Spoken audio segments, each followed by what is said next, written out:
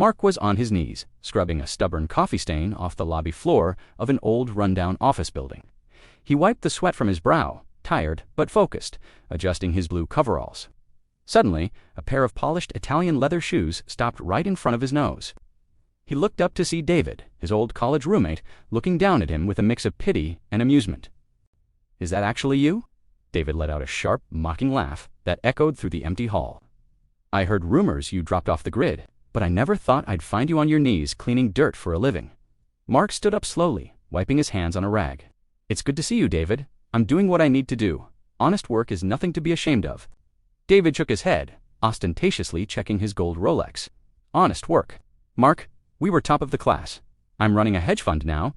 I just bought a villa in Tuscany, and look at you. You're an invisible man in a jumpsuit. It's embarrassing. You've wasted your potential." Mark smiled faintly, keeping his composure.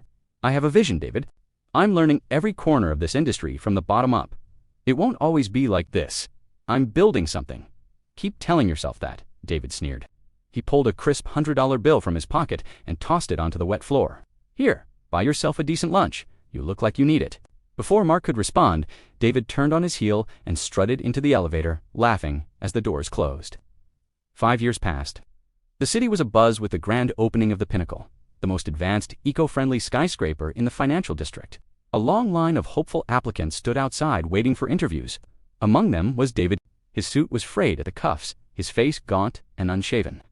The market crash had taken everything: his villa, his fund, and his pride. He desperately needed a mid-level management job just to pay rent. He was finally ushered into the CEO's office on the top floor. The room was massive, with floor-to-ceiling windows overlooking the city. The high-back leather chair spun around. David froze. It was Mark. But the blue coveralls were gone, replaced by a perfectly tailored, bespoke suit. "David," Mark said, his voice warm and steady. "It's been a while." David's knees nearly buckled, his face draining of color. You own this place." "I do," Mark replied, standing up.